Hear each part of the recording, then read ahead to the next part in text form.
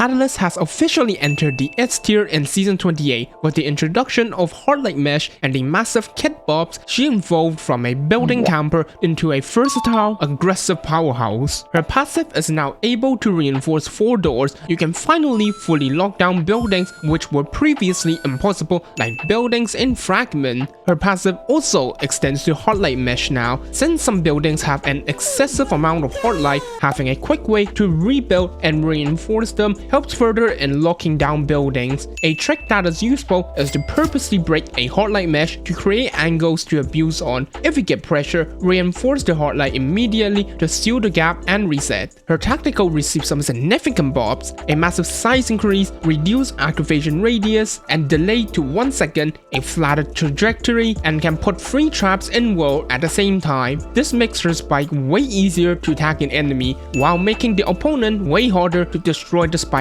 at the same time. The 1 second activation delay makes it nearly impossible to dodge. Use this to your advantage and use a spike to finish up enemies hiding behind covers, or to slow down and deal damage to them mid-fight, as you can still shoot your gun while deploying the tactical. In this example, we're getting third party and the enemy team clear out my spikes. They rush in through the corner thinking it's safe to push us. However, because of the shorter delay and larger spike pool, I deploy my spike and successfully slow down 2 enemies rushing us, including a stimmed Octane, knocking both down and turning the tables around from a 2v3 into a 2v1. A hidden interaction that you must know is Catalyst is immune to enemies' Catalyst Spike and Ultimate's blindness. You can get extra aggressive and hot swing on the unexpected enemy and get some easy kills with this. Some needed quality of life buffs are given to her ultimate, with the biggest one being able to deploy the ultimate horizontally. This makes pushes and rotations way easier now, as you can completely block the enemy's line of sight without repositioning to awkward spots first to cover your team's track. The ult also receives slight length increase, can place on steeper angles, and can build through standard doors like Lion's Halo and Gibby's Dome.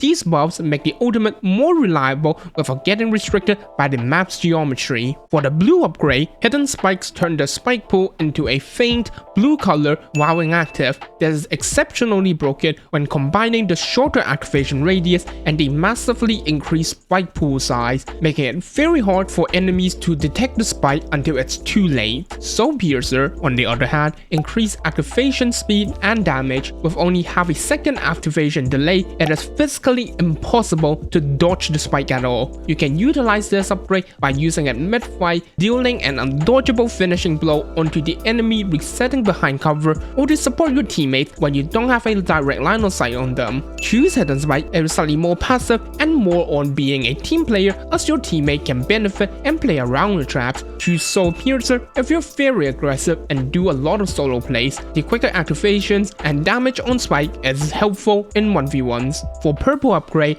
Feral Door allows Catalyst to rebuild and reinforce missing door. This is actually a trap upgrade. It does make the door able to withstand 2 more melee punch and allows your team to travel through it without you needing to rebuild it every time they peek through it, but it's still weak against explosive. Resilient Fail makes the ultimate last longer, since the only time you're using your ultimate is when you're rotating, pushing, or keeping yourself alive. A longer ultimate duration, a less rush push and rotation, and a longer time to reset and plan your next move. Instead of bunkering in buildings, Catalyst now benefits more in aggressive playstyles. Use your ultimate to cut off the battlefield and creates isolated fights, applying pressure on them by throwing the spike from a far distance, which is a bigger threat now, with it able to easily damage opponents, slow them, plus being able to activate in shorter delay, and close the distance to force an unfavorable fight onto them. And the best part, enemies can't use the same tactics on you, since you're immune to Catalyst ult's blindness and spikes damage and slowness. In this example,